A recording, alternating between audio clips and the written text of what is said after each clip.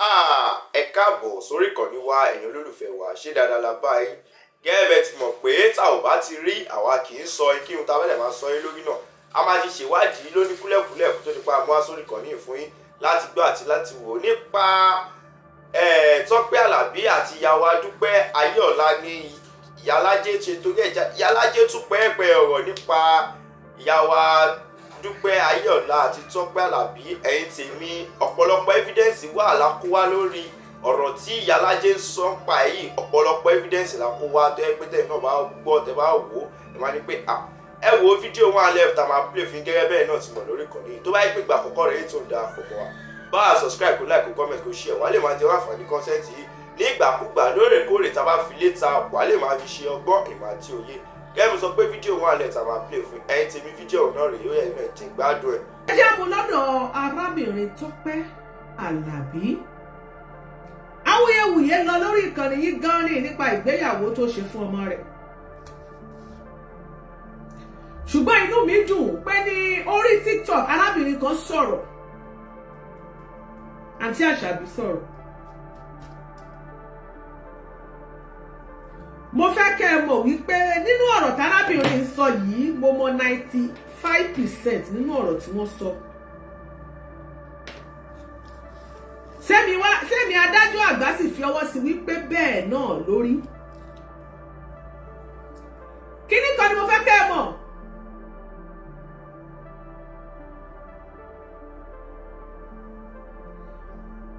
Ọ̀rọ̀ arábìnrin Tope Alabi tó jẹ́ olórí ẹ̀mí nì àti ọkọ àkọ́fẹ́ ex ẹ̀ tó bí Ayọ̀mí kú fún. Àwọn kan sọ pé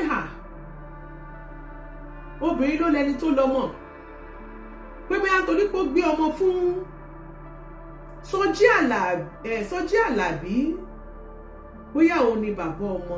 Rárá.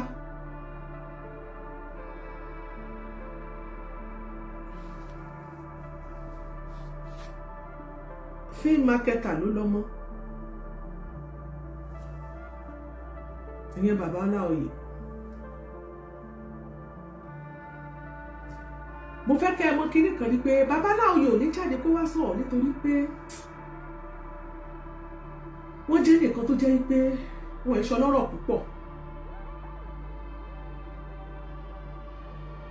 Èmi àti wọ́n sì sọ̀rọ̀ níjẹta.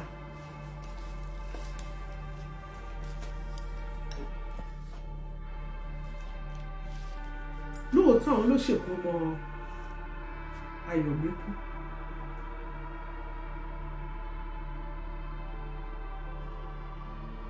Ní ìgbà tí arábìnrin Tope Alabi tó ń gbé nínú ilé Máyégún Ọláoyè nígbà náà, Ọláoyè orúkọ rẹ̀ rinlẹ̀.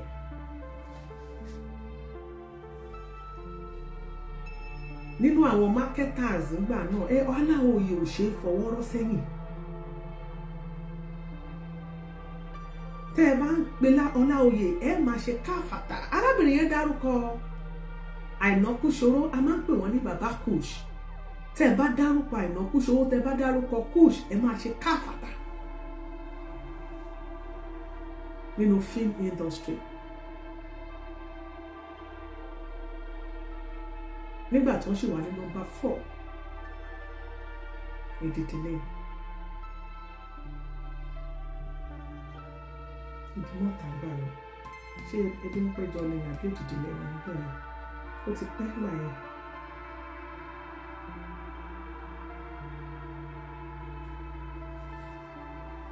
Mo máa ń sọ kinní kan pé jẹ́ káwọn obìnrin ká máa ṣọ́ra wa bí a ṣe máa sọ̀rọ̀ òdúródú sọ́mọ. Ìgbà tí èmi àti bàbá Ọláoyè tá a jọ sọ̀rọ̀ níjẹta, wọ́n ní fún mi Tope ló yé ìdí tó fi ṣe tó ṣe yẹn. Òun ló yé. Bàbá Ọláoyè mọ Sọjí Àlàbí torí ìgbà yẹn ó máa ń wá sọ́dọ̀ ó máa ń wá ṣe ò pé sound engineer àbí nǹkan ni wọ́n pè sí Tope Alabi ìyẹn Sọjí Àlàbí àti Tope ló dé máa pè wọ́n gap wà láàrin wọn. Sọjí Àlàbí ó ga ọ ibi tí babaláwoyè náìsì tó aṣọ tí ò bá wọ̀ mọ́ sista Tope ń kó fún Sọjí Àlàbí tó bá jẹ́ bẹ́ẹ̀ jáde kó wá já wa pé Sọjí Àlàbí ò wọ aṣọ Ọláoyè rí ṣé a máa rún ní Láoyè ṣe mọ̀ fáwọn obìnrin tabalẹ́lẹ̀ tó ń súnmọ́ wọn pé àfẹ́ jáde àwọn ọba ọkọ mi kò gbélé náà yá gbà ilé tí ẹ̀ kéré fún ó ra ilé ó kéré máa kó fún Sọjí Àlàbí ìgbà tó kúrò tí wọ́n kọ́ wọn tó gbọ́ wọn lọ gbogbo táàbúrò wọn sọ yẹn òótọ́ ọ̀rọ̀ àwọn tó mọ̀ nínú fíìmù akẹ́kọ̀ọ́ àti mọ́mọ́ mi dáadáa. Nítorí wọn bá yọ̀ mí kún LTV youth wọ́n ṣe celebration àwọn táwa bẹ́ẹ̀ lọ́jọ́ náà ṣe máa rántí ayé grab your copy àwọn tó wà nínú sinimá yìí Àlàdé Arúmilẹ́ Ìyá Rèbò Ìrètí Ọ̀gọ̀gọ̀ tó jẹ́ kúrá má sọmọ nínú sinimá yìí yóò máa jáde o ẹ ti rántí tí àti Ṣọlá Adédèjì tó mọ̀ polówó.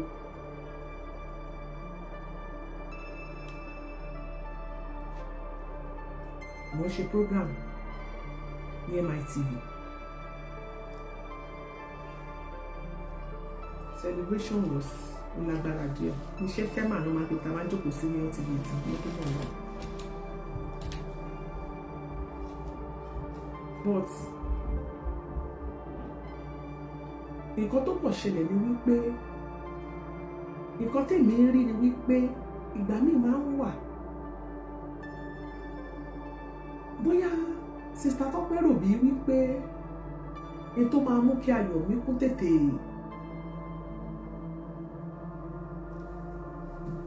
ṣe mọ̀ kó lo ògo orúkọ tó wà mẹ́ according to nǹkan tí babaláwoyè said and I quote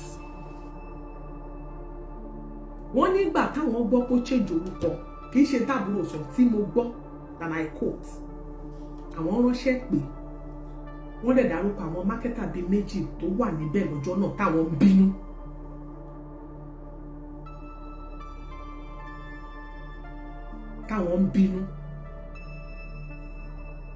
Pé ó ṣe máa ṣe bẹ́ẹ̀ Tope dẹ̀ bẹ̀bẹ̀ ó kúnlẹ̀ wọ́n ní káwọn máa bínú. Pé torí visa ni lóòótọ́ torí visa wọ́n ṣe sọ ó máa yọ kẹta. mo wá bẹ̀rẹ̀ sí bínú mo ní but ẹ̀yin ṣe wá fi gáàpù lẹ̀ báyìí ẹ̀yin àtayọ̀mídé ó yẹ kí wọ́n ní kì í ṣe wípé àwọn ò kí ń bá Ayọ̀mídé sọ̀rọ̀ rárá o Ayọ̀mídé mọ̀ páwọn ni bàbá ẹ̀ o wọ́n ní bọ̀dí ó lè tì géèmù kan tí Tope máa ń gbá táwọn ọmọ ibi tó fẹ́ já sí lélẹ̀ ni wípé táwọn bá ti ní àwọn báwọn láṣẹ máa lọ́mọ bá sọ̀rọ̀ àwọn ọ̀rọ̀ ọmọ bá sọ̀rọ̀ ṣé máa pè é kí tó bọ́ ọmọ mi sọ̀rọ̀ ni wọ́n ní wọ́n máa send nọ́mbà kan pé ojoojúmọ́ ló ń sọ fóònù nù ó tún sọ fóònù náà yàjẹ̀ tún gbà mí ni wọ́n tún fún wọn ní sim mọ́mẹ́ǹtì yẹn táwọn bá ti tún pè pé ó máa rí pé lọ́la tó bá ti tún pè bí ẹ̀mí ló kan nọ́mbà yẹn ò ti ní lọ mọ́ àwọn àtúnyẹ nọ́mbà yẹn ò mà tún lọ mọ́ wọ́n ní tó bá tún yá tó send nọ́mbà mi just like that ẹ̀rẹ̀kẹ́ ní ṣọ́ọ̀bù ṣáà ti Ṣọlá Adédèjì ti kú ni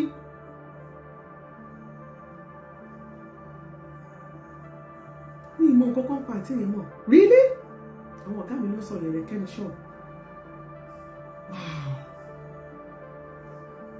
ní ìmọ̀ nǹkan pa àti ìkúṣà láyé ìgbà yẹn adé square ṣé adé square àbí nǹkan wọn tó LTV ti gbà yẹn ẹ̀rẹ̀kẹ́ mọ̀ gbà yẹn ṣé adé square àbí nǹkan wow. wọ́n ní so máa change numbers ìgbà táwọn jẹ́ alága ní 2008 wọ́n ló mú Ayọ̀mí kó wá sọ́fíìsì wọ́n làwọn ti wà ní meeting àwọn marketers àwọn ní chairman marketers báyìí ní film marketers ní Nàìjíríà báyìí wọ́n làwọn ṣe meeting ní Ìdúmọ̀tà wọ́n ní wọ́n dúró for hours. It was even after the meeting wọ́n làwọn lọ sí Èkó wọ́n ní láti drop wọn àti Ayọ̀míkún ní toll gate and they spoke at length wọ́n sọ̀rọ̀ ní ìmọ̀ pé ti late. Mo wá béèrè pé ó dá ṣé ìyá àti Tọ́pẹ́ kì í sọ̀rọ̀ ni wọ́n làwọn máa ń sọ̀rọ̀ wọ́n ní fà ní ọdún yìí gan àwọn ti reach out sí Ayọ̀míkún láwọn ti play fújì gbogbo ìgbà wọn lẹ́yìn àti Tọ́pẹ́ jọ sọ̀rọ̀ last wọ́n nígbà táwọn gbọ́ pọ̀ ṣe ìyàwó fún wọn táwọn á rí pictures táwọn gbogbo èyí àwọn dẹ̀ send àwọn pictures yẹn wọ́n send ẹ̀ padà sí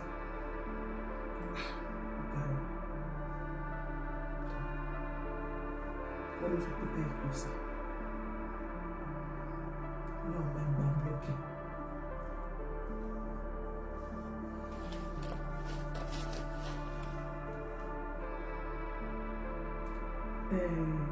Láàárín ọkọ àti ìyàwó arábìnrin Tọ́pẹ́ ó lè fi arákùnrin yẹn sílẹ̀ nítorí pé ṣe pé àkúgbà tí wọ́n àrà àti Àṣàbí ṣàlàyé wọ́n ní babaláwo yìí ti ní ẹnìkan tó ń fẹ́ before them. Yes. Pẹ̀lú ọkọ̀ fíìl pé ọkùnrin ní Láòyè you cannot control him. That is what I want you to do. Wọ́n lè gentle but he's a man of himself.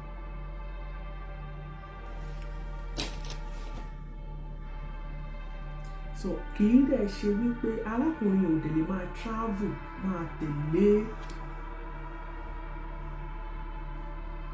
arábìnrin yóò lè Lájì Ọ̀túnlájì bàbá Ọláoyè kò lè máa tẹ̀lé Tọ́pẹ́ Àlàbí bí Sọjí Àlàbí ṣe ń tẹ̀lé káàkiri ṣe mọ̀ wípé iṣẹ́ orin tó ń ṣe ó lè jẹ́ rí arábìnrin Tọ́pẹ́ Àlàbí ló mọ ìdí tó fi kúrò. Gbogbo ìgbà yẹn àwọn marketers film marketers gbogbo gan ní Nàìjíríà fẹ́kẹ̀ mọ̀ wọ́n lówó gan ní Nàìjíríà sókè ṣe torí pé owó dẹ̀ láti advertise iṣẹ́ yẹn ó ṣe program yẹn ló kéré jù nínú tí Láòyè lè ṣe but is a man so kì í ṣe ẹni tó dẹ̀ lè fi iṣẹ́ tó máa bá náà ṣiṣẹ́ tiẹ̀ ká máa tẹ̀lé obìnrin pé ó fẹ́ lọ play mi kan ó fẹ́ máa play mi kan mi ò mọ reason o èmi kàn sọ nípa àwọn nǹkan tí mo mọ̀ nípa ìrìn àjò yẹn nìyẹn ẹ̀kọ́ wo la wá rí kan bẹ́ẹ̀ ẹ̀kọ́ tá a rí bẹ́ẹ̀ kọ́ wẹ́ pé ẹ̀yin obìnrin ẹ̀jọ̀ tí tọkọ bá ṣe dáadáa ẹ máa fi rere máa fi san rere kan jẹ́pẹ́ àwọn ọkùnrin bí wọ́n máa bá dọ̀mọ́ wọn tiẹ̀ mọ̀ bọ́mọ ṣe yà ọ̀tọ̀ ní kéèsì àwọn yẹn ẹ jọ̀ọ́ ẹ jẹ́ ká máa fi rere ẹ jẹ́ ká máa fi san rere. ṣé wàá rí nǹkan tó ń ṣẹlẹ̀ yìí èmi kàn gbà ládùúrà wípé bí wọ́n ṣe ń pìtàn fáǹtì Dúpẹ́ Jáyésímí sìn pé kì í ṣe ọmọ bàbá Jáyésímí kọ́lọ̀ wọ́n jẹ́ kí wọ́n pìtàn fún Ayọ̀míkún níbi tó lọ yẹn. Ilé ayé ṣe ní ìlú nígbà tó bá pètàn fún yóò padà sílé bàbá ẹ̀. Nǹkan táwọn èèyàn kì í mọ̀ ní wípé àwọn ìgbésẹ̀ yẹn ó risk díẹ̀ dẹ̀ tí gbogbo èèyàn ti ẹ̀mọ̀ tí gbogbo èèyàn ti gbẹ́nu ti dá sí Ọlọ́run má jẹ́ kí nǹkan kan ṣẹlẹ̀ lọ́jọ́ iwájú nínú ìdílé tó lọ Ọlọ́run má jẹ́ kó rí tí wọ́n fi pàtàn sí tí wọ́n fi Betty Song you're welcome. Bẹ́ẹ̀ ni mo bank wọn ọjọ́ fẹ́ra wọn tọkọtaya nígbà náà so ṣé baby mama lè máa pè but they were living together gẹ́gẹ́ bí ọkọ àti ìyàwó so it's all of those things. Mo kàn fẹ́ kí àwọn obìnrin kákọ̀ kẹ́kọ̀ọ́ níwọ̀n yẹn pé ká máa wà very careful pẹ̀lú ìgbésẹ̀ yẹn nítorí wípé àánú àwọn ọmọ ìlú máa padà ṣe nígbà tó bá tọjọ́ iwájú nígbà tó bá lọ ń pa ìtàn lé wọn bọ́mọ ò bá sì bá tàn lábá àrọ́bá yóò bá sì ní àrọ́bá ní bàbá àtàn ìyẹn lórí ọ̀rọ̀ yẹn. So n tó wu Àǹtí Tọ́pẹ́ ni Àǹtí Tọ́pẹ́ ṣe arákùnrin ìlú òun náà dẹ̀ mọ̀ gbogbo fámìlì wọn mọ̀ wọn lè sọ pé mi ò mọ ẹ̀tọ́ mọ̀ gbogbo ènìyàn ló mọ̀ àwọn tí ò mọ̀ wọn. Ṣùgbọ́n gbà mí máa ń wọ obìnrin lè máa fi pẹ̀ pẹ̀lú ẹni yìí mi ò má ìpò kéré sí mi ìgbà small tí má ti lè achieve nǹkan tí mo fẹ́ oníkàkùn ló láfojúsùn pé n tí mo fẹ́ rí bóyá orí nínú arákùnrin Sọjí Àlàbí tó dẹ̀ lọ pẹ̀lú ẹ̀. So Ọlọ́run ló mọ̀ ìyẹn ò ṣe big deal ìyẹn is not a big deal kó tó bá wù èèyàn lè lọ fún yẹn kọ́ ni big deal but ká wá tún pààrọ̀ orúkọ ọmọ ká tó pààrọ̀ ọmọ ká wá tún gbọ́ ọmọ bàfọ́sùn ìyẹn ni ò dá. Ká ní ẹ bá tiẹ̀ sọ pé òkè bàbá èèyàn ó lè jẹ́ bàbá èèyàn kó kọrin pé bàbá mi lélẹ́yìn òkò ọjọ́ wọn tiẹ̀ fẹ́ mọ́ wọn wọlé ó yẹ kí wọ́n jẹ́ pé bàbá ọmọ gangan ló mọ́ wọ ṣọ́ọ̀ṣì tó bá tiẹ̀ jẹ́ pé ó ṣe gbogbo engagement wọ́n ṣe gbogbo pẹ̀pẹ̀rẹ́sì ọjọ́ tó fẹ́ fọmọ lé ọkọ lọ́wọ́ ká tiẹ̀ wá rí pé bá yẹn kò sí bó ṣe lè burú tó bàbá ẹni á máa jẹ́. Àdúrà ni kẹjẹ́ ká máa fi hàn ìdílé yẹn lọ́wọ́ Ọlọ́run má jẹ́ kí èyí tí wọ́n fi pàtó ó ṣẹlẹ̀ sí lọ́jọ́ iwájú. Ìdílé Láòyè mo gbà ládùúrà pé kò ní bàjẹ́, ìdílé Sọjí Àlàbí kò ní bàjẹ́, ìdílé Ayọ̀míkún ilé ọkọ tó lọ ilé ọkọ náà ò ní bàjẹ́. Ọlọ́run á fààyè gbà á. Apọ́kùnrin àbíró àbí obìnrin àbíyè ẹ̀kọ́ làwa kàn fi ń kọ́ tó wà nínú tá a rí ẹ̀kọ́ ọbẹ̀ làwa mú dání káwọn obìnrin ṣọ́ra wa. Nítorí máa mú controversy wà tó máa jẹ́ káwọn ọmọ sọ̀rọ̀ báyìí bàbá jẹ́ ká ṣọ́ra obìnrin nítorí tọ́lọ́ ẹjọ́ kò sí tó máa ṣe gbogbo wọn but ọgbọ́n ọlọ́gbọ́n láfi lẹ́yìn máa fi ṣàlàyé kọ́nà wọn jẹ́ kí tí wọ́n fi ìtàn àmọ́ bank ìtàn yóò lè parẹ́ bẹ́ẹ̀ ni but àwa ṣáà ti mọ̀ bó ṣe rí tó bá dọjọ́ iwájú dáadáa ni ó máa wà nínú abídí agbára náà kò ní sí wàhálà ẹ jẹ́ ká ṣàgbàdo àpé kò ní sí wàhálà ẹ jẹ́ àfihàn bẹ́ẹ̀. So lórí ọ̀rọ̀ yẹn ọwọ́ obìnrin ló kù sí àwọn obìnrin kẹjẹ́ ká kẹ́kọ̀ọ́ bí ọkọ bá ṣe dáadáa ẹ má disgrace ọkọ yẹn ẹ má fọkọ ṣẹ̀sẹ́ torí pé tí obìnrin bá ń hùwà báyìí tí ọkùnrin fẹ́ràn ọmọ tó ń tà láti sọ pé ọmọ mi láti ṣe gbogbo nǹkan tẹ́ bá jẹ́ kó ṣe kẹ́ wá ti ní plan pé bẹ́ẹ̀ ṣe fẹ́ ṣeré àti jayé àwọn ọmọ máyé àdèrọjọ́ ọ̀la àwọn ọmọ yẹn àwọn obìnrin ní kẹjẹ́ ká ṣọ́ra ẹ má máa jẹ́ ká ṣe nǹkan tó máa mú ọ̀rọ̀ ìtàn wá fáwọn ọmọ tí wọ́n mọ̀ ṣí wọn létí tọ̀rọ̀ ìtàn máa lọ pọ̀mọ̀ bàbá èèyàn tó bàbá àrọ̀bá yóò bá tàn obìnrin àwọn obìnrin ṣé àwọn ìwà kan wà ká lè wo ẹ wo orú ọba tó ṣèyàwó fún ọmọ lọ́jọ́ kìnìún àná tó ní pé kí ìyá ọmọ wà yẹ ọmọ pariwo pé wọ́n bẹ́ẹ̀ jọ ṣe bó ti respect ẹ̀ bó ti èṣì ní kó wá pé wọ́n máa fi dígẹrẹ orí wọn ṣàní kó jókòó síbẹ̀ àmúyẹ ọkùnrin àbíyàwó gan tẹ́pẹ́ máa relegate tí ò ṣojú ṣe ẹ̀ nígbà tẹ́ bá fẹ́ ṣèyàwó tẹ́ máa relegate ẹ̀ tó dẹ̀ máa wà bẹ́ẹ̀ ṣùgbọ́n ti relegate ẹ̀ báwo obìnrin bá lọ ń wúrú wà báyìí gender mi tá a bá ti ń wúrú wà báyìí àní jẹ́ káwọn ọkùnrin ó máa bá wa tọ́mọ wọn á ní ìtò kúkú ẹ̀ tó rẹ́ni tó tẹ́mọ ọjọ́ kìnnà lọ kí ló ṣẹlẹ̀ sí ìta bá kúkú ṣe náà sìn àmọ́ tí ìyá ẹ̀ máa ṣe lọ́jọ́ iwájú ni ìyẹn ní kẹ́ jẹ́ ká ṣọ́ra wa ẹ jọ̀ọ́ ẹni tó bá ṣe dáadáa ẹ jẹ́ ká fi san dí dáadáa ká fi san ká má ṣèkà fáwọn ọkọ wa bóyá o fẹ́ rí o ò fẹ́ mọ́ tó bá ṣe dáadáa fi dáadáa san dáadáa fún un lóòótọ́ torí Yorùbá ní àṣà àti ṣe ẹ jọ̀ọ́ mo bẹ̀rù ẹ̀yin jẹ́ndà mi ẹ jọ̀ọ́ ẹ jẹ́ ká ṣe dáadáa bàbá Láòyè èèyàn dáadáa ni wọ́n náà tí ìbá ṣe èèyàn dáadáa máa sọ àwa mọ̀ wọ́n dáadáa ni a mọ̀ wọ́n gidigidi a mọ̀ wọ́n gan èèyàn dáadáa ni wọ́n Ọlọ́run Olódùmarè àti bá mi lọ́rọ̀ ẹ̀mí wọn dàgbà wọn dògùn dáadáa wọn dàgbà dáadáa yes ẹ jẹ́ kí wọ́n ní let's respect our traditions and values yes you are very right Mohbad God bless you all ẹ jẹ́ ká lọ sórí ọ̀rọ̀ àti Dúpẹ́ Jaiyeola tó bá di July 12 àti Dúpẹ́ máa pé 64 years 60 years ago 63 ni wọ́n ṣe last year this year àti Dúpẹ́ máa clock 64 tó bá ti di July 12 Dúpẹ́ Jaiyeola àti Dúpẹ́ Jaiyeola èmi àti wọ́n ṣe sọ̀rọ̀ lónìí. You see, that's one thing I want you to know nípa àti Dupe Jaiyeola. Who is Dupe Jaiyeola? mo fẹ́ kẹ́ mọ̀ wípé ohun tó bá kọjú sẹ́nìkan á mọ̀ kẹ̀yìn sẹ́lòmíì bí ìlú gangan. ṣe nígbà tí èmi mọ àti Dúpẹ́ Jaiye sí mi, àwa tá a jọ̀wé tájọ máa ń rìn gbà náà àti tá a máa ń kóra wa kiri tájọ máa ń fàǹtì Dúpẹ́ ṣe yẹ̀yẹ́ gọ́ngbà yẹn torí Ọlọ́run jogún bàkásì fàǹtì Dúpẹ́. èmi Ṣeun Adébóyè ọ̀rẹ́ mi ìmùlẹ̀ ọ̀rẹ́ mi lédè kan ti wà ní pírẹsẹ́ńtà náà ló ti wà ní Ọ̀ṣun state ìsìn ṣé l'Óṣogbo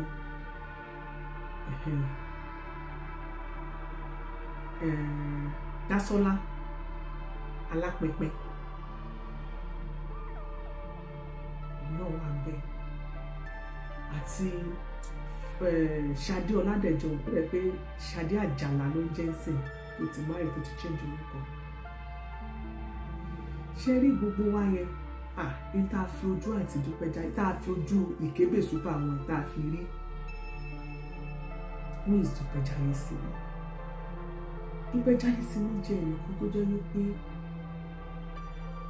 ó máa ń kọ́ ọmọdé mọ́ra, ó máa ń kó yàn mọ́ra, ó wà very very friendly.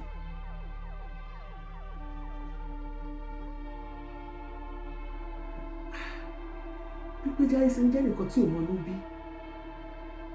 tó bá ń bínú báyìí tá bá ti fòlé lẹ́yìn báyìí a máa du ẹ̀yìn ẹni pé ní mo máa jókòó síbẹ̀ ó yá gànjí ó yá gàn ẹyẹ gẹ̀yìn very nice very nice a woman. Dúpẹ́ Jaiye sí mi jẹ́ ẹnìkan tó jẹ́ wípé tó bá gbé nǹkan dání báyìí tó bá fẹ́ jẹ báyìí a lè máa gbà mọ́ lọ́wọ́ tán.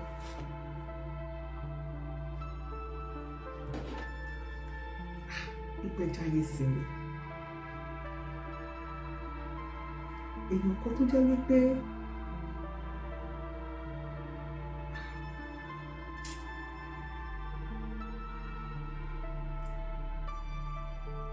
mo fẹ́ wo kí n wò bóyá mo lè rí èèyàn kan tàbí méjì pé tó máa sọ̀rọ̀ nípa Adérónkẹ́ Òṣòdì complex tó máa sọ̀rọ̀ irú èèyàn wo ni Dúpẹ́ Jaiye sí mi jẹ́. Sister Dásọ́lá lẹ́kọ̀ọ́ is okay l'Óṣogbo ọ̀rẹ́ mi ni. ẹ jẹ́ kí n wò bóyá mo bá lè ẹ jẹ́ kí n wò bóyá mo máa ní Dásọ́lá gan pè wọlé tó wà l'Óṣogbo àbí ẹ jẹ́ kí n pè wọlé èmi àti ìsọ̀rọ̀ báyìí tó bá lè gbé kọ̀ èèyàn ní tó máa ń pààyàn ṣeré gan èèyàn ní tí ò kì í fojú pààyàn rẹ èèyàn ní kí ṣe pàǹtí yẹn lówó torí àwọn ṣe wò pé kì í ṣe pàǹtí Dúpẹ́ ní owó ṣùgbọ́n ó kó gbogbo èèyàn mọ́ra kò dẹ̀ sí nǹkan tó wà ní ọwọ́ ẹ̀ tí ò lè fi sílẹ̀. ìyẹn Dúpẹ́ Jaiye sí mi tó gbogbo àwọn nǹkan tó ṣẹlẹ̀ yẹn mi ò gbọ́dọ̀ parọ́ fún yín mi ò mọ̀ mi ò mọ̀ aspect yẹn. inú àti Dúpẹ́ dá yes àwọn tó mọ̀ pa àti Dúpẹ́ á sọ fún mi pé she's just too wonderful. last year orí social media mo ti rí pé wọ́n ṣe birthday pé àti Dúpẹ́ bàbá lọ pè wọ́n lóyà ní àti Dúpẹ́ mo ní ti yá 63 mo ní àti Dúpẹ́ mo ní ẹ ti ń dàgbà o wọ́n ní ò serious ṣé wọ́n dó sójú kan ní lóyà ṣé mi náà ti ń dàgbà wọ́n àti mi 63 kè báwo lẹ ti ṣe tẹ fi yá sáré pé she's an ayékalẹ̀ bẹ́ẹ̀ ní area she's a very good sister ọmọ pé yóò mi mọ̀ kó kọ́lẹ̀ ó ní ògbé Dásọ́lá. That is Aunty Dupe for me. She's just too wonderful. Ètò bá mọ Dúpẹ́ Jaiye sí mi, ẹ gbàgbé ẹ̀. So other side mo gbọ́ mi ò mọ̀. Gbogbo àwọn nǹkan tí ìyá kọjá tí Aunty Dupe là kọjá. Mo rí pé kí wọ́n lè dọ́nà wọn láyé, àwa náà mọ̀ díẹ̀ nínú. Yes. Dásọ́lá ò gbé fọ́kọ̀. jẹ́ kí n bí a ṣe wá Adébóyè máa gbé kan ṣé nọ́mbà wa ṣe ń wà lórí bí ìṣá ṣe wá Adébóyè wà ń bẹ.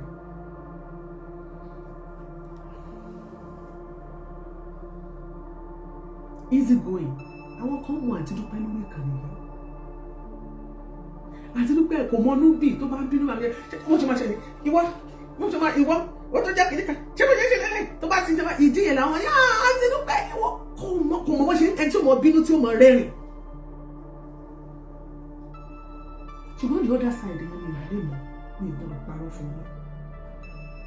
but if you ask me what ẹ ló ṣeun jọ̀wọ́ mo wà lórí ètò ṣé o lè sọ̀rọ̀ mo wà lórí ètò mo fẹ́ béèrè mo fẹ́ kó sọ nípa àǹtí Dúpẹ́ Jaiyeola fún wa báwo ló ṣe mọ̀ wọ́n jẹ́ ń gbé sí spíkà bá mi dárúkọ ẹ fáwọn èèyàn wa ńlé ẹ lóòlùwà ṣeun má bínú pé mo disturb ẹ má bínú pé mo disturb ẹ mo ti pe Dásọ́lá alẹ́ pẹpẹ náà pé kí n tiẹ̀ pé káàtì àwa tá a mà àǹtí Dúpẹ́ mo fẹ́ kó sọ kí ló mọ̀ nípa dárúkọ ẹ fáwọn èèyàn wa kan lè mọ̀ pé wọ́n ni. ok ṣé kí ni sájà àǹtí Dúpẹ́ yẹn. mo ní mo ti Ṣeun Adébóyè lórúkọ mi. mo fẹ́ kó o sọ Ṣeun Adébóyè kí ló irú èèyàn wo làǹtí Dúpẹ́ jẹ́ ìyẹn mo fẹ́ kó o sọ fún wa who is àǹtí Dúpẹ́ Jaiyeola sí ẹ báwo la ṣe mọ̀ báwo ló ṣe. ṣé o mọ̀ wípé late 90s ni mo dé Ìbàdàn. late 90s bẹ́ẹ̀ ni. late 90s yẹn náà ni mo máa ti Dúpẹ́ ṣe mọ̀ pé àwọn bọ̀bọ̀ bíi alájí gbogbo wa máa ń kóra wa. alájí gbẹgàlà wa bẹ́ẹ̀ ni àjọ ń kóra wa kiri bẹ́ẹ̀ ni. ṣé wá ní láti ìgbà tí gbogbo sájà ẹ ṣe ń ṣiṣẹ́ ẹnu nǹkan tí mo kàn náà ní pé ìbò làǹtí Dúpẹ́ ń kówó sí. Pẹ̀lú gbogbo nǹkan tí mo gbọ́ yẹn ó ní káàkiri fẹ́ rí jùlọ níta ìyẹn bọ́tọ̀ ọ̀rọ̀ fámìlì ni. ọ̀rọ̀ fámìlì lèmi náà rò bẹ́ẹ̀ kó yẹ pé àwọn ọ̀gbọ́n lówó. ṣé wọ́n fẹ́ nígbà yẹn bàbá lọ bìkan lẹ́nu mọ́tò àlàjì náà la máa rọ gbogbo wa. bẹ́ẹ̀ nínú mọ́tò bẹ́ẹ̀ ni. àti Dúpẹ́ òdo mọ́tò náà ṣe ṣe àwọn bọ́tà ìyẹn àwọn àbọ̀dé gbogbo ìyẹn ti bọ̀ jù. egúngún mi bẹ́ẹ̀ ni. ṣé wọ́n lówó jára bẹ́ẹ̀ mi ò wá mọ táì ní gbogbo títí wọ́n ṣẹlẹ̀ ọ̀rọ̀ inú fámìlì mi. èmi ti tẹ̀lé àti Dúpẹ́ gan dé ilé wọn yẹn rí náà. ṣé ọba ti Dúpẹ́ láì fún wa gan. báwo la ṣe máa ṣe bàkásì wọn yẹn náà. àwọn ti ṣeré mi. Alliance thanks for the stars. tá a máa ju ẹ̀yìn wọn tó máa kọ́kọ́ bẹ́ sí tá a máa bẹ́ sí. mo la máa ń bẹ́ sí ẹ̀yìn wọn yẹn tó bá kọ́kọ́ fásitì. yes now táwọn máa fọwọ́ ẹ̀ ṣe ẹ̀ṣẹ́ ẹyọkọ tó tẹ̀ ní pé tí ọ̀tún wọn fẹ́ mú ọmú ẹ̀kọ́ fún inú bèrè. ṣùgbọ́n máa ń jókòó sí bàkásì àǹtí náà. ẹ̀ṣẹ́ ẹyọkọ tó ṣẹ̀ nínú. fún mi ò wá mọ̀ àánú wọn kàn ń ṣe bí mo ṣe ń wo gbogbo àwọn nǹkan ẹni tẹ̀ náà ọkọ tí mo lè sọ I don't know where to come in. ṣé wọn pé gbogbo wa náà ni a wà nínú gbogbo àti dípò jẹ́ kí n farapamọ́ fún wa. ṣé mo àti dípò farapamọ́ fún inú ọ̀pọ̀ farapamọ́ fún mi. bẹ́ẹ̀ ni. ìlọ́jọ́ tí mo lọ sílé wọn yẹn mo bá àwọn àbúrò wọn obìnrin ni mo bá ọkùnrin ni mo bá màmá kó tó di pé màmá kú nígbà yìí. ṣé nǹkan tí èmi ń sọ látàná yẹn láti ìgbà tí wọ́n fi ń kí yẹn ni pé ibo la ti tó wá kó owó yẹn sí. torí gbogbo ìgbà tẹ́mi mọ àǹtá àǹtí Dúpẹ́ o àǹtí Dúpẹ́ kì í ṣe pé ó ríìchì pé olówó ni o. wọn lówó rí ọ̀dọ̀ ọ̀gá máa wọ ganan gbé ìgbà tó yá ló dàbí ẹni tí wọ́n gba lé ẹ̀kọ́ síbi kọ̀ọ̀dẹ́ ní àti wọ́n tún kọ́ ọ̀tara wa ní Èkó. ẹ̀sán pàǹtí Dúpẹ́ lọ sẹ́kọ̀ọ́ ń gbà yẹn ṣé o rántí ìgbà sí táìmù tó lọ sẹ́kọ̀ọ́ kó tó di pé wọ́n tún padà wá bá wa ń bàdàn. tí wọ́n gbé cultural center pẹ̀lú ọkọ wọn. mo rántí ṣé mi ló ń sọ fún mi. mo lọ bá wọn bẹ̀ náà tí wọ́n bá Dúpẹ́ dáa gan mo lọ bá wọn bẹ̀ náà mo lọ bá wọn bẹ̀ so àti Dúpẹ́ ìjọba náà ń ṣàtúnṣe ní o tí o mọ tẹlomi ìbọn táwọn àbúrò wọn gangan tí wọn fi kéèkì tí wọn ọ̀tọ̀ ni. bẹ́ẹ̀ni. nǹkan tẹ̀yìn ṣàárọ̀ yìí pé níbo la ti Dúpẹ́ ká dúró owó yẹn sí náà tí àwọn ìgbìmọ̀ fún ara wọn yẹ kọ́ ló mọ́tò. 52 acres of land níbo la ti Dúpẹ́ kó west. àbí píríǹtì kan náà ti dá lórí wọn. ṣòwò èyí ló fẹ́ ṣe ṣó tí mo fẹ́ sọ pé kí wọ́n káwọn ọmọlára àtúnṣe calm down kọ́ tòkè ìsè kí wọ́n kọ́ calm down ní ìmọ̀ kan tí mo fẹ́ sọ sí because so mo say relationship mo máa wà very very skeptical láti dábọ̀ relationship like ọ̀rẹ́ àtọ̀rẹ́ inú ọ̀rẹ́ ni àti wọ́n ń sìn lẹ́yìn àti ẹ bá jà omi orí gàrí la máa yọ kò jẹ́ nìkan kan tó máa mọ nǹkan tó ti wà of course so everybody bá pọ̀ ní dédé wọn ní mọ bí tó ti bẹ́ẹ̀ ni. ọmọ ìyá méjì bá jà bọ́pọ̀ àtìyàwó méjì bọ́pọ̀ àtìyàwó bá jà so mo máa wà very very careful so ọ̀rọ̀ family mi but 1998 ni mo dé Ìbàdàn àbí ìwà amọ̀lé àtúnṣẹlẹ̀ bọ̀ pẹ̀lú gbogbo irú ìgbà yẹn ní 90s náà lèmi mo ti máa ti dúpẹ́. ó yẹ ká dúpẹ́ encourage ó yẹ kọ́ ẹnìkan tí mo sọ nìyẹn. adẹ̀tí máa invite àti dúpẹ́ ṣe adẹ̀tí máa invite àdúpẹ́ wá sínú iṣẹ́ wa lórí ní LTA Ìbàdàn láyé ìtẹ̀sọ̀lọ̀ gbàngbà náà. ọ̀tọ̀ bẹ́ẹ̀ kò mọ̀ wá. àti dúpẹ́ ń wá tó bá lọ ṣe women's wing gan a lọ máa ń bá wọn bẹ̀. ọ̀tọ̀ bẹ́ẹ̀ kò mọ̀ wá. yes now aṣọ mo wí pé a tún ṣe lẹ́yìn iṣẹ́ nígbà yẹn. à ń ṣe lẹ́yìn iṣẹ́ tó máa wá bá wa ní Galaxy television gbà yẹn. báwọn máa ṣe màmá mi ya ṣe bọ̀bọ́bì èmi inú ọlájí. ọ̀bẹ̀láfáyé ọ̀run nìlà. alájọ pẹ̀lú alájí gbogbo wa àdúrádékẹ́ ó ti dàgbé mi lẹ́yìn iṣẹ́ nígbà. Ṣadé Ọládẹ̀jọ tó ti di Ṣadé Àjàlá. gbogbo táìmù yẹn náà àti dúpẹ́ wọ́n di àwọn olówó. mo ń wò náà ṣé máa jọ máa ń jẹ àmàlà lọ́dọ̀ ọ́fíìsì bọ̀bọ́bì yẹn ni àjọ máa ń jẹ àmàlà yẹn ní ọ̀dọ̀ màmá yẹn. ṣé àmàlà sàfù? àmàlà sàfù bí àjọ ń jẹ ni ṣé àǹtí dúpẹ́ lówó ni àǹtí dúpẹ́ ò gbé wa lọ sí kíní kan kí ló tiẹ̀ wà ń bẹ̀ yẹn náà Dominion àbí whatever. alájú ló máa ń tẹ ogun wa sí rẹpẹtẹ wọn sì gbà yẹn sí máa sí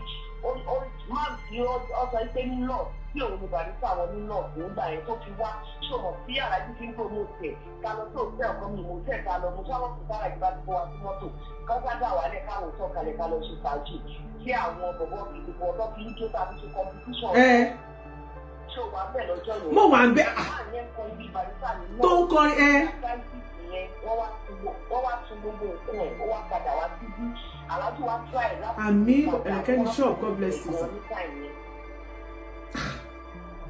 gbogbo táwọn yẹn náà àdúgbò reach. àdúgbò reach. mo wá wò pé ta ló ń gbowó lọ́wọ́ wọn mo wá pé lẹ́tà ó dàbí pé wọ́n gba létí kan wọ́n ṣàgbà. ṣé létà gbà ṣé bí wọ́n wà lọ́dọ̀ màmá ṣé ibi létà gbà yẹn ṣé wọ́n àwọn olówó ọ̀kọ́lé jáde dúpẹ́ ti kọ́lé ni. wọ́n kọ́lé. bóyá wọ́n lè ti kọ́lé táàmù. torí ìbí àìdílé tó gbà yẹn ni ò fẹ́ sọ. mo ti mọ̀ èmi àti dúpẹ́ gan ti sọ̀rọ̀ láàárọ̀ yìí mo pè wọ́n láàárọ̀ ẹ ti wà lọ́sàn-án lọ́dọ̀ yín. àwọn program bí ọlá ṣọmọ bí wọ́n ṣe kí àwọn èèyàn tí wọ́n dé sàpọ́ọ̀tì wọn nígbà ẹ̀kọ́ wà very ẹni mọ̀ náà gan wípé àti dúpẹ́ ó ronú. èyí ò lè mọ̀ ṣe pé bàbá àti tó bá ti rí wa báyà tí ìmọ̀ máa rẹ́rìn-ín ni she is always oh my god dúyà àmúmọ̀ pé she dances a lot mo kò tó bá dé party wọ́n bá lọ anywhere gan tá a bá wà gan tá a bá ti ń fẹnu kọrin gan àti dúpẹ́ lè mọ̀ ṣe ìdíbà ẹ̀kọ́ mọ̀ jó fún wa so she is just too nice ó dẹ̀ kóyàn mọ́ra gan. àwọn àti àtúrókè olóríṣà ní category of food and far nígbà yẹn.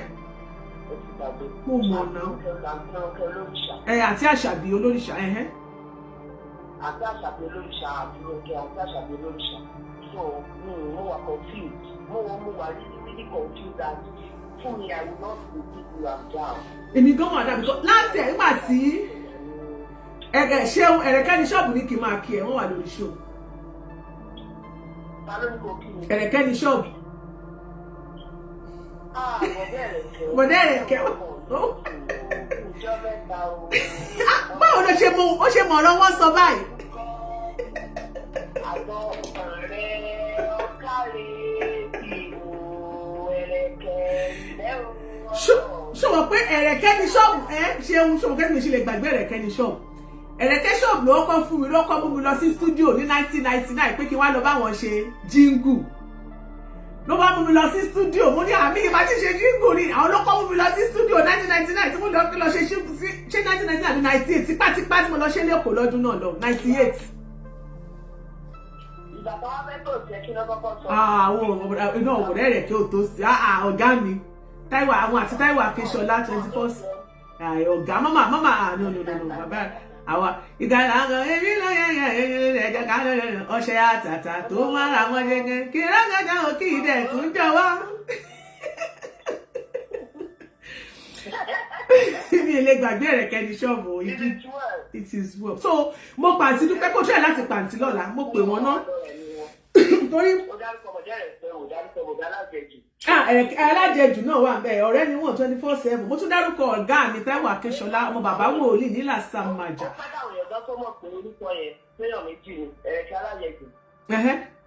Bẹ́ẹ̀ ni ẹ̀rẹ̀kẹ́ ní ṣọ́ọ̀bù àti alájẹjù.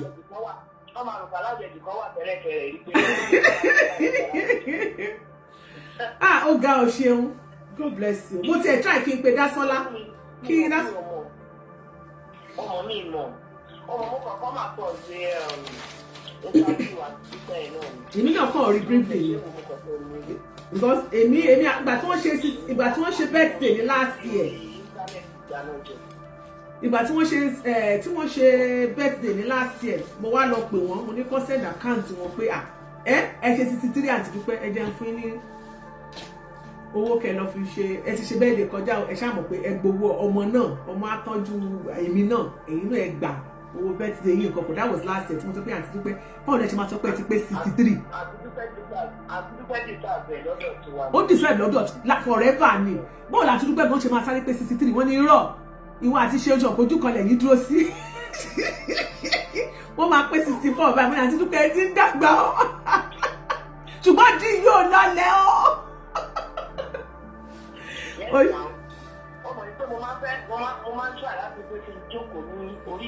I know orí ìbẹ̀rẹ̀ ló máa ń target ó máa fẹ́ jókòó sí wa àti Dásọ́lá alápẹ̀pẹ̀. Ìgbà tí mo tún wá ń ka gọ́ọ̀mẹ̀ntì mo kọ̀ ìfẹ́ nìkan tó kọjú bẹ̀rẹ̀ sí ẹnìkan bá wọn ṣiṣẹ́ pé ó wíkẹ̀dẹ̀ ni ẹni gbà yìí. Wọ́n á fi iṣẹ́ wò láti fẹ́ ní tó fi wíkẹ̀dẹ̀ yẹn. Ṣé wọ́n dá lé iṣẹ́ lẹ̀ ni? Ẹ má máa listen sí comment àwọn èèyàn you know. If you listen to it, if you believe anything you see, on social media at your own risk ni. One comment yẹn ẹnìkẹ́ni ẹni wọ́n bá wọn ṣiṣẹ́ wọn wíkẹ̀dẹ̀ ni ẹ̀ bọ̀ fún òun ìgbà kọ̀ọ̀kan rẹ̀ àti tó ṣọ̀gá èèyàn kan àbí anything. The only thing she did and does. She does is acting. Ọlọ́run mẹ́rin kọ̀ ọ̀tẹ́nìkan mọ́. But the only question tó ní kẹ́bìrì lọ́wọ́ wọn tí bá ti ní wọn ni pé ibo lẹ kówó títẹ̀ lọ sí Yàjẹ wá sí bẹ́ẹ̀. Tí wọ́n jẹ́ ká rí owó yẹn ná tá a jọ ń jàmọ̀ láyà sáfù. Tẹ́lẹ̀ ní kí ọ̀tẹ̀ wá lọ kówó pamọ́ tẹ̀tẹ̀ kò gbé mọ́tò láti méjì títà ká mọ́ sí kúrò. It is well. Ọlọ́run àbá wọn dá sí ọ̀rọ̀ family wọn. Ó ṣé gan friendship mi. Mo appreciate it. God bless you so much. Ó ṣé gan. Yeah, bye. Yeah, àwọn nǹkan tí mo lè sọ nípa Aunty Dupe Jaiyeola òun náà ni ọ̀rẹ́ mi. Thank you so much for the gift lórí TikTok. God bless you. Òun lè ẹ ti gbọ́ nǹkan tí ṣe ń sọ ní tá a mọ̀ tá a lè sọ nípa Dupe Jaiyeola nìyẹn. Èèyàn dáadáa ni wọ́n jẹ́ so gbogbo nǹkan tó ṣẹlẹ̀ nínú fámílì wọn àrílì tí rí ìmọ́lẹ̀ yẹn dáadáa ẹni yóò bá sì tí èrè èèyàn tí ìgbọ́dọ̀ gbẹnu sí ọ̀rọ̀ yẹn ti ó sì ṣòwò dá sí a ò tí rí ìwádìí ṣe dáadáa bóyá nígbà tá a bá tún kọ̀tínú nínú iṣẹ́ ìwádìí wa ó ṣeé ṣe kárí àwọn ọ̀rọ̀ kan tó máa dàbí update tó tún máa yàtọ̀ sí tèmi mọ̀ táwa mọ̀ torí mo ti máa ti Dúpẹ́ sìn at least ó ti ju 20 years lọ tí akínú jẹ́ 20 tá a ti jọ wà àzìn tá a ti jọ wà gan tẹ́ pé ta máa ń dààmú wọn gan. Ìgbà yẹn Dásọ́lá alápẹ̀pẹ̀ gan ṣì ń kọ́ṣẹ́ lọ́dọ̀ Aláàjì Gbóyèga Làwálì tó wà nìbàdàn kó tó lè pé lọ sí Òṣogbo rárá. So but it is well that Lord is our strength. Ṣé wá rí ṣé mọ̀ wípé nínú ọ̀rọ̀ àti Dúpẹ́ Jaiyeola mo kàn fẹ́ káwọn èèyàn kan dín kinní kan wá sí mi lọ́kàn.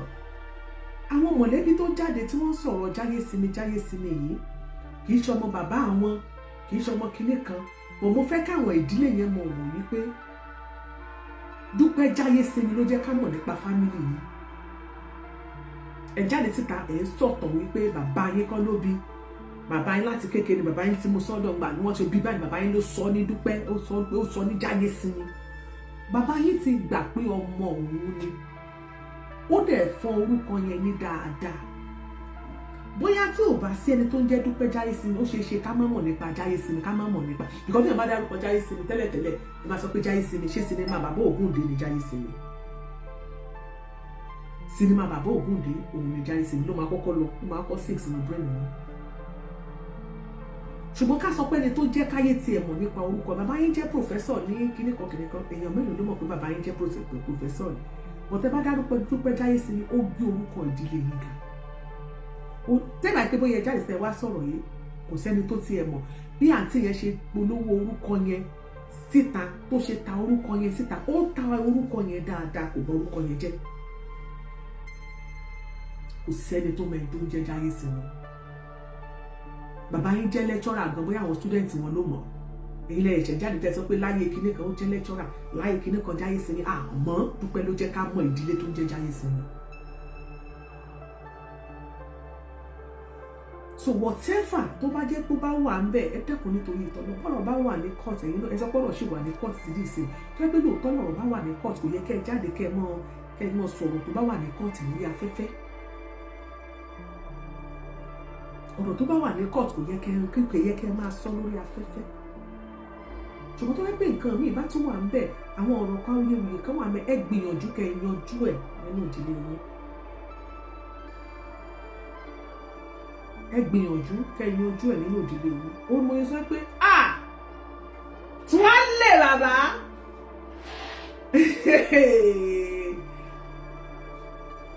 Awódélé ẹ bá mi kí ìkan lára àwọn ọ̀gá mi Ṣeun Awódélé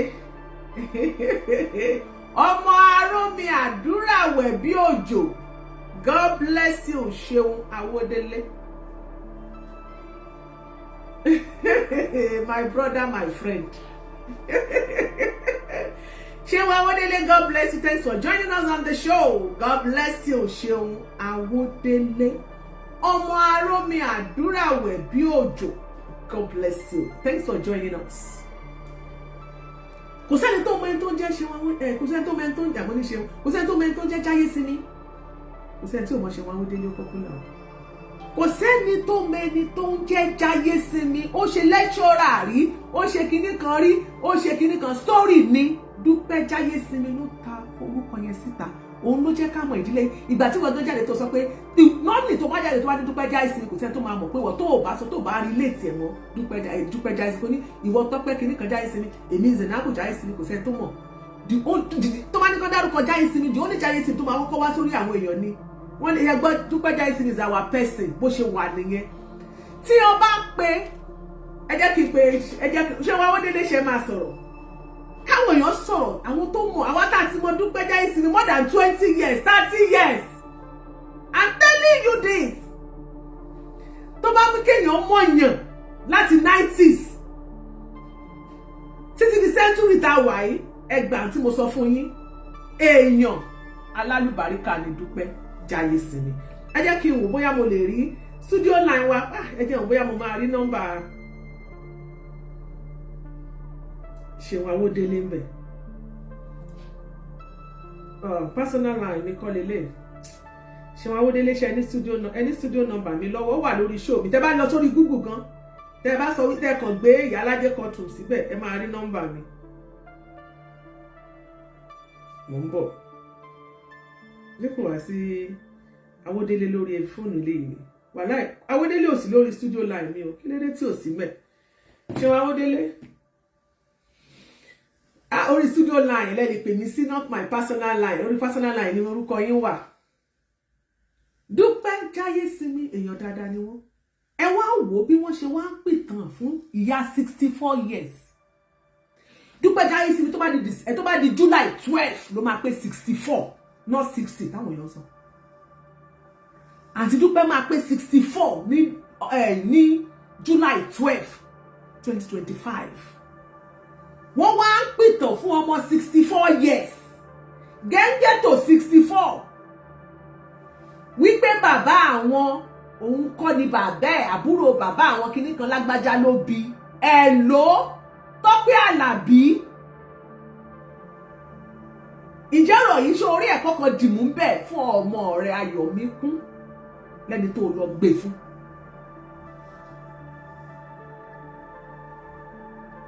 Èyí tí ń ṣe wípé wọ́n gbọ́mọ ọba fọ́ṣù lélẹ́yìí o. Èyí tó jẹ́ pé bàbá yẹn gangan fúnra rẹ̀ ọmọ ẹ̀gbọ́n ọmọ àbúrò bàbá ló dìdí adopt ẹ pé ìwọ ọmọ mi lélẹ́yìí ló sọ lórúkọ ló ní orúkọ mi ló wà máa jẹ́ tó tọ́. Not to talk of ẹni tí kì í ṣe pé the same family ni wọ́n jọ wà.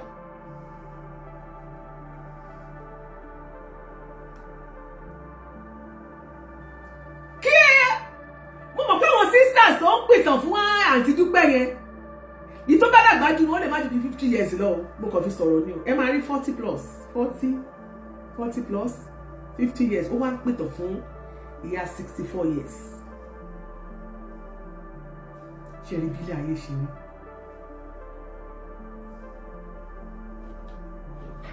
Ó ní agbára gan. Ẹ fi kẹ́kọ̀ọ́ ẹ̀kọ́ tó wà níbẹ̀ mo fẹ́ kẹ́ dì mú.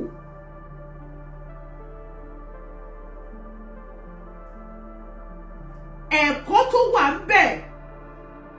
Èjìdé Ọláoyè, God bless you. Ọmọ náà Rosemary friendship me, you're welcome. Fisáyọ̀ mi kò ní gbàgbé. Ẹ̀kọ́ tó wà níbẹ̀ mo fẹ́ kẹ́ dì mú. Kì í kàn ṣe pé ọ̀rọ̀ ṣẹlẹ̀ lórí ìkànnì yìí. Kankan máa rẹ́rìn-ín ká máa lá ń ganu sí. Ọ̀tọ̀ ní kó ganu sí, ọ̀tọ̀ ní kó mú ìtura fi ṣòdiwọ̀n ayé ẹ̀.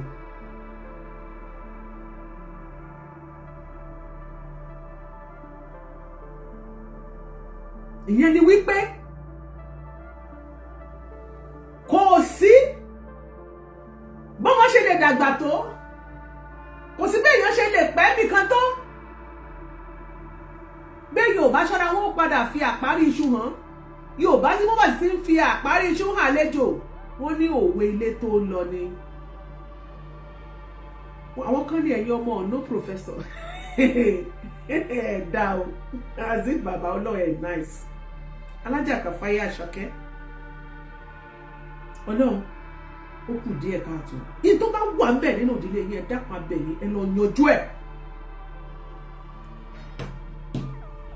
Tó bá jẹ́ pé àǹtí yìí tó bá jẹ́ pé ó ti wu àwọn ìwà kan níta tó ti bà orúkọ bàbá yín jẹ́ àwa náà a máa jáde a máa ṣe kíni a máa jẹ́rìí sí wípé ọba kílódé tó àṣẹ bàbá rẹ ti ẹ̀kọ́ kílódé tó wá borúkọ ìjẹ́ kílódé tó bà orúkọ ìjẹ́ nínú ayé kílódé tó ṣe báyìí arákùnrin tó jẹ́ orúkọ rẹ̀ yóò dẹ̀ bà orúkọ olórúkọ jẹ́ o sì bàjẹ́ fáwọn ọmọ ẹ̀ o sì bàjẹ́ fún kinní kan ó yẹ ká máa sọ bẹ́ẹ̀ ṣùgbọ́n àǹtí Dúpẹ́ ò bà orúkọ Jaiyesinmi jẹ́. Kò sí ẹni tẹ́ ẹ lè béèrè àǹtí Dúpẹ́ lọ́wọ́ ẹ̀ tó bá gbé oúnjẹ sílẹ̀ bá gbogbo wa máa ń tọwọ́ bá máa bá jẹ ni ẹ sọ bẹ́ẹ̀ tó bá ra ẹran tẹ́pẹ́ ẹran méjì ló bá wà ní oúnjẹ wa ó lè mọ̀ rí ẹyọ kan jẹ a máa jẹ tán ni kò sì ní sọ̀rọ̀ yóò mọ lé wa káàkiri làwọn náà mọ lé bó bá ti bẹ́ẹ̀ nìkan bá ti já abọ́gbà lọ́wọ́ ẹ̀ yóò mọ sáré tẹ̀lé àwọn ẹnì kẹta náà mọ lé àǹtí Dúpẹ́ lọ́jọ́ kan àní gbé fún yín mọ́ àǹtí yóò fìgbà kan kò ta wá nù kò fìgbà kan dà wá nù kò fìgbà kan lejú sí wa bí òrí ẹ yóò pè ọ́ yóò sì mọ ṣàdúrà bí a ti pàkọ́ ni.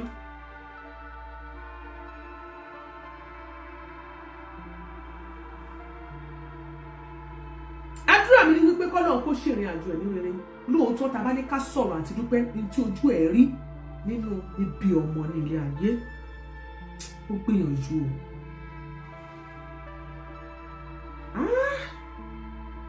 ó gbìyànjú.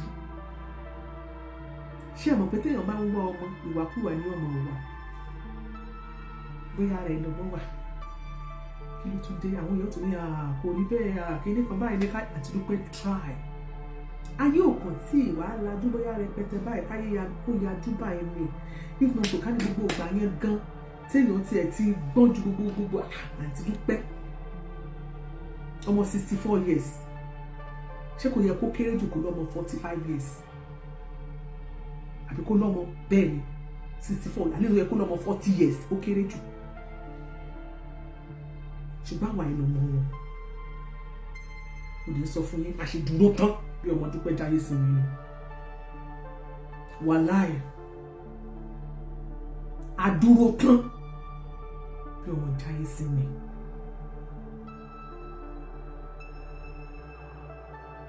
Torí àwọn ìrìn àjò kan wà kò sí bá ṣe kọ́tà ní dárúkọ Dúpẹ́ Jaiyesinmi nínú àwọn èèyàn tó kó àwọn kan bẹ nínú àwọn òṣèré orí tíátà yẹn táwọn àgọ́ òfẹ́ súnmọ́ ẹgbẹ́ tí ṣe ń sọ káfẹ́ ṣe sí òṣùfẹ́ sọ̀rọ̀gbà ká máa wá gẹ́ẹ̀sì wọn ò bí dá kápẹ́ àti kẹ́ni akápẹ́ àti Dúpẹ́ kọ́ wá lóun wò wá àǹtí mi tẹ́ bá ti gbọ́ hello àǹtí Dúpẹ́ ibo lẹ wà mo wà ní meeting women's wing ní ayé ìgbà yẹn wọ̀ tí mo ṣe tampan ayé pẹ̀lẹ́pẹ̀lẹ́ ni ká ṣe fágbà láyé NTP ẹ mọ̀ bọ̀ wá nínú LTV nínú LTA Ìbàdàn ẹwọnú ilé àní bàbá my godfather how are you sir àti Dúpẹ́ máa bọ̀ ní kíkú sí pàfọ́ ní ìkọ̀kọ̀ yóò mọ sáré ẹ̀yìn ọmọ yẹn lọ́mọ jẹ pa mí àti Dúpẹ́ ìdí ìyá ọmọ jàmá ọlọ́mọ jẹ pa mí ẹ̀jẹ̀ máa ká mi láyà sókè ẹ̀jẹ̀ máa ní kí n má pọ̀ kí ló dé kí ni mo tún ẹ̀jókòó ó yá mi pọ̀ bóyá yá ẹ̀fọwọ́ àǹtí mi kò ní fẹ́ àǹtí mi ò kí ń fẹ́ kí dèyìn ó bàjẹ́ always support ó máa support kàrí àwa ni láti lẹ̀ tọ́lọ̀ fi jẹ́ ká dé èèyàn nínú ṣùgbọ́n tó bá kọjú sẹ́nìkan Yorùbá ní àwọn kẹ̀sì ló ní ìbí ìlú kankan àwọn mọ̀lẹ́bí yẹn lè sọ pé bóyá wọ́n pa nǹkan tó yé mi sí tí mo rí òun lásọ ṣùgbọ́n tíṣe ìwádìí bá tún wá lọ síwájú sí tá a bá tún wá rí nǹkan ní tó wà contrary to tá a mọ̀ á jẹ́ kẹ́ ẹ gbọ́. Kí lẹ́yìn náà rí sí fídíò yìí tí mo play tán fún yín sí nípa ẹ̀kọ́ tí Yàjẹ sọ ẹ̀ka opinion in the comment section tó bá yẹ pé ìgbà àkọ́kọ́ rẹ̀ ètò ìdarapọ̀ mọ́kànlé wa bá a subscribe kó like kó comment kó share wà lè máa jẹ àǹfààní kọ́ńtẹ́ǹtì ní ìgbàkúgbà lóòrèkóòrè tá a bá fi létà wà lè máa fi ṣọgbọ́n ìmọ̀ àti òye gẹ́gẹ́ ti mọ̀ pé ọ̀pá pọ̀lọ̀pọ̀lọ̀ kò ṣeé péjò ó dàbọ̀.